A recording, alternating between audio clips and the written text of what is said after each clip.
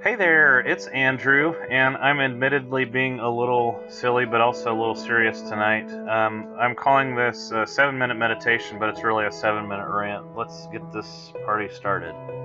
I'm laying here in bed because I'm sad. It's the day after Christmas, December 26th, 2018. I don't typically date these videos, and I would usually do some better production, sound quality, maybe even brush my hair a little bit.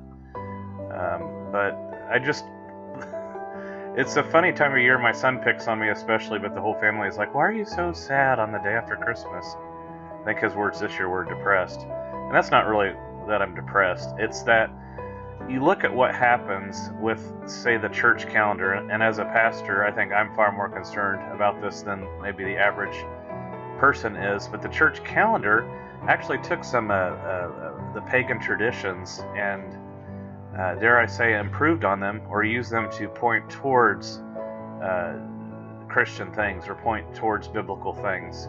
We are only commanded really to observe the Lord's Supper and baptism, and by the examples of Jesus we see that. He certainly commanded us to do a lot of other things, but as far as observances of different rites and rituals, those were the key things is the Lord's Supper and baptism. But we've taken the church calendar and developed things like the Lent and Easter holidays. We've developed the Advent and Christmas holidays. So essentially, you might know this history, but the church calendar actually begins on the first Sunday of Advent. So we could say we've already had Happy New Year, and that is the 4 Sundays that lead up to Christmas is the Advent season. And of course we know the world has this completely backwards, and it's funny to think in terms that we took from some world understandings to create this season, and now we're upset. In some ways, Christians talk about this war on Christmas, which is silly to me, but if anything, what's happening is we start seeing commercialism happen. That's maybe the true war on Christmas, if anything, where you take basically you watch things gradually happen from Black Friday, the Friday after Thanksgiving, get closer and closer to the beginning of this commercial season. So we can almost say, we see Christmas going up in the stores in October. So we could sing the song, "It's the most wonderful half of the year."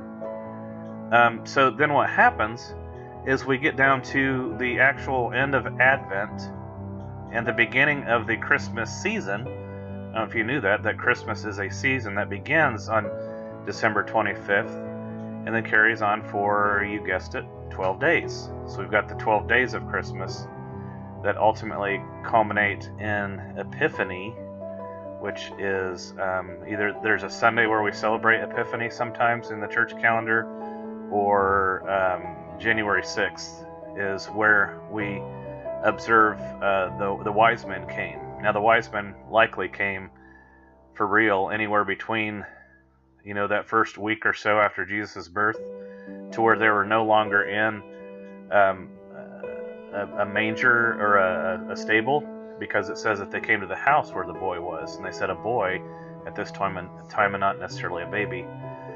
So all this is to say, my rant has to do with December 26th. Christmas is over. Some people even brag about having put their decorations up and everything. So we go from this moment of, a few days before Christmas, are you ready for Christmas? And what we really mean by that, 9 times out of 10, is have you got your shopping done? Have you got everything wrapped? All the menus planned? Is everything ready for the big day?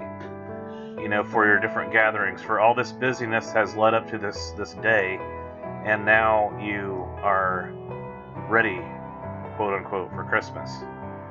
And then on December 26th, again, there are people that brag about, got everything down, we're done with this Christmas stuff, we're ready to move on to other things. And so if anything, that's what makes me sad, is that we move from this time of people being somewhat open to the ideas of hope and joy and love and peace. If not Jesus himself, to this time after Christmas where, well, we're done with that, we're ready for the next thing. And we return to our normal humanity, which is just business as usual. And that's what we look forward to. Instead of the attitude I'd rather have and strive to have is when people say, are you ready for Christmas? I want them to be able to ask me that any time of the year. And I am able to say, yes, absolutely. I'm ready for Christmas. I'm ready for what Christ is going to do in my life. Ready for the incarnation. Ready to be an incarnational kind of person. That I strive to live and be the hands and feet of Jesus. Just as God took on human flesh, in some ways I take on Jesus' body as the body of Christ, redeemed by his blood, and strive to be Jesus for other people. So friends, when the radio stations are no longer playing Christmas music, or you've decided I've got to get things wrapped up and cleaned up so I can get on with my ordinary life,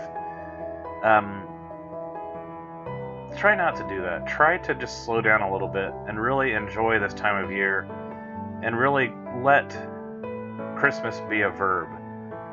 Let Jesus Christmas in you. Realize that God is not done Christmasing.